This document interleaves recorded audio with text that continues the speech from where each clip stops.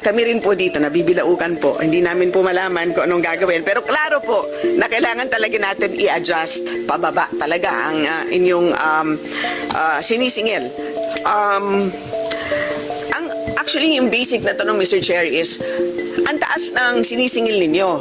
Pero bakit ang konti ng isinusuka ninyo sa tao, di ba? So, tanong, since nandiyan naman sa inyo, bakit hindi nyo nalang taasan yung binibigay ninyo na benefit, di ba? Yun ang very basic na question. Bakit kayo hirap to increase the benefits? Yun ang elephant in the room. Attorney Santos. Mr. Chairperson, Honorable Representative Kimbo, we have increased our all case rates across the board for 30%, Mr. Chairperson. We have increased our benefit packages starting last year, and even recently, Mr. Chairperson, we have increased the case rates on bronchial asthma and neonatal sepsis. There are also still packages that will be increased. Mr. Chair, hindi ba pag tinataasan natin ang lahat ng case rates by, let's say, 20%, hindi ba ang tendency ng mga ospital ay taasan din nila ang kanilang mga presyo ng 20%? Hindi pa ganun din. Kung ikaw ay negosyante, kung tinataasan ng PhilHealth ang kanilang cover by a certain amount, say 20%, mga negosyante, hindi ba yun ang gagawin nila? I mean, isn't that a typical response?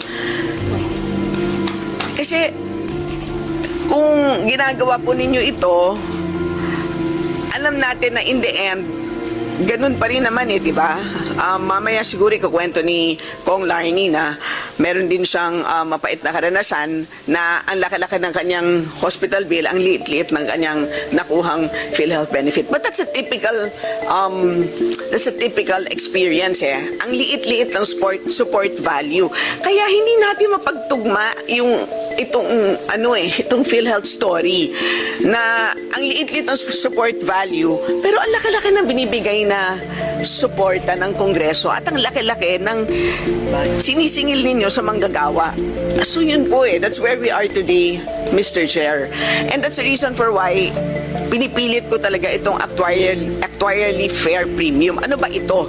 Ang ibig sabihin ng actuarially fair is simple. Kung ano yung kinikita mo o kung ano yung sinisingil mo na premium, yun din ang gagastusin mo. Therefore, zero dapat ang profit mo. Generally speaking. So, paano mo i-compute yung actuarially fair premium? Nakabase yan sa likelihood na magkakasakit ka. Nakabase din yan sa cost.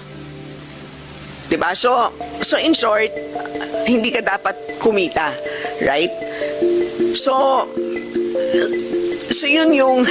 the fact na malaki yung kinikita niya means talagang hindi actuarially fair. So yun, nandun tayo. So pag sinasabi po ninyo na taon-taon nakabase sa actuarial studies yung sinisingil ninyo sa Kongreso, Mr. Chair, parang ang hirap pong paniwalaan. Kasi sabi nyo lang po na nag-surrender po kayo ng 89.9 billion sa DOF. So ibig sabihin talaga nun, masyadong malaki yung sinisingil ninyo sa Kongreso. Yun ang ibig sabihin nun. Yun ang proof. So, kung sakali man na yun ay based on actuarial studies, ayun pa lang po, you should fire your actuary. Yun ang ibig sabihin nun, di ba? Mali yung actuarial studies po ninyo. Yun ang ibig sabihin po nun. So, mali, di ba? So right now, kung hindi makahabol ang benefits, ang ibig sabihin nun, you don't have the capacity to provide the benefits that we deserve. We're paying so much, but unfortunately, hindi nyo kaya. Yung consulta package, we expected a lot kasi mukhang maganda. Diba, Mr. Chair, parang may pa-check up. Maganda po, maganda. Admittedly, na-excite po kami. Pero na-disappoint kami kasi nasaan po yun? Lahat kami dapat makover. Meron kaming pa-free check-up. Pupunta kami sa health center, tapos ang daming, ang haba ng listahan ng libre, may kasama pang gamot. Pero, ewan ko, ako na-disappoint ako, ewan ko sa inyo. Marami po sa amin na-disappoint. So, hindi po siya napapatupad. Yun ang problema nating lahat. So, may kakulangan po sa pagpapatotoo ng ating mga programa.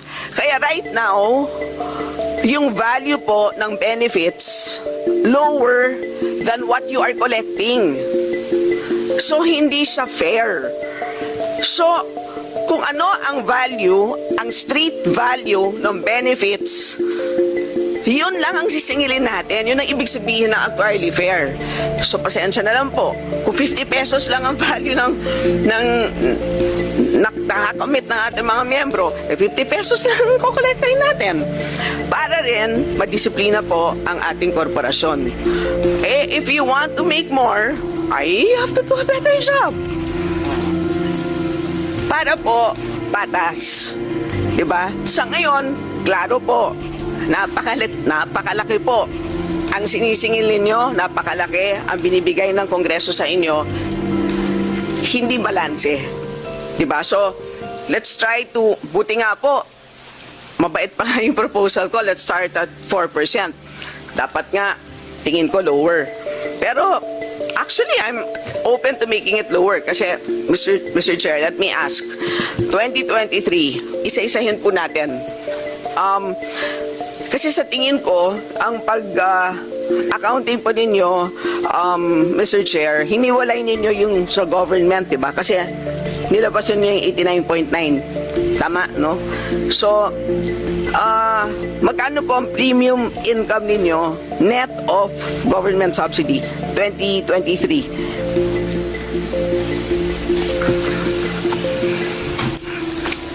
Tama po ba? 237.2? That's correct, Mr. Chairperson. Honorable Representative Kimbo. Okay, so Mr. Chair, premium income 2023, 237.2 billion. So, hindi kasama ang premium subsidy na binibigyan ng Congress. Ito po yung kinokolekta sa atin, mga manggagawa. Interest and other income. Mr. Chairperson, Honorable Representative Kimbo, for 2023, the interest and other income is 21.5 billion, Mr. Chairperson, Honorable Representative Kimbo. Okay, so yun po yung total inflows, 237 plus 21.5. Magkano po ang ginastos natin? So unahin po natin ang benefit spending. Magkano po 2023? Mr. Chairperson, Honorable Representative Kimbo, the benefit expense for 2023 is 75.8 billion, Mr. Chairperson, Honorable Representative Kimbo.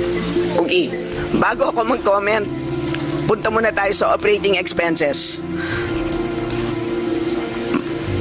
Magkano po for 2023? Mr. Chairperson, Honorable Representative Kimbo, for 2023, the operating expense is 9.5 billion, Mr. Chairperson, Honorable Representative Kimbo. So, Mr. Chair, if we take all inflows, subtract outflows, ang net flow is 173.4 billion. Nakaneto na po dito yung 38.8 billion na galing sa Congress. Okay? Nakaneto na yon. So, well, first question, bakit ang liit ng benefit spending noong 2023? Kasi in previous years, 2022, 143 ang benefit spending natin. 2021, 140 billion ang benefit spending. Ano po nangyari noong 2023? Bakit nangalahati lang po ang ating benefit spending? Mr. Chairperson, Honorable Representative Kimbo, I do not have the details right now as to why, but I can only surmise that during the year 2022, we paid a lot of claims for the COVID claim. 2023, Oh, I see. So, hindi po kasi 2019, 137, wala pa naman pong COVID. 2018, 113, wala pang COVID. Pero 2023, wala rin COVID, 75.8. So, hindi po COVID ang dahilan. So, may nangyari ng 2023, ang laki po ng bagsak ng ating benefit spending.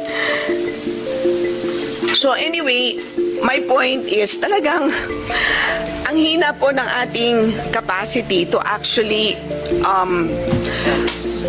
implement various benefit packages. So even if we force PhilHealth, ang dami niyong pera, PhilHealth, ang daming excess funds, please expand.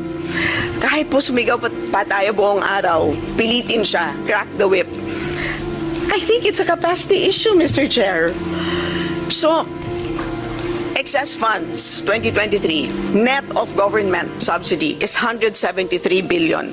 2022, 79 billion. 2021, 47.9 billion. 2020, 30 billion. 2019, 4.6 billion. 2018, 20.9 billion. We can go on and on and on. Excess funds po yun. And under the law, it is clear that there are two options: expand benefits or reduce payments. Today, it is clear. Ako, sa akin, sinukuan ko na ang benefit expansion. I think it is not possible unless you change the way you think. Meaning to say, you outsource. Mag-outsource na po tayo. Bakit ba ayaw ninyong mag-outsource? That's a possibility. Kaya nga may amendment ako dito, baka tulungan kayo. Mag-outsource na kayo. Ginagawa naman po yun ng other GOCCs. Huwag po kayong mahiya. Ginagawa yun ng Pag-ibig Fund. That's a possibility. O however, pinag-iisipan nyo pa, bakit hindi tayo mag-suspend ng ng payments? Okay? Kaya nga, meron akong resolution.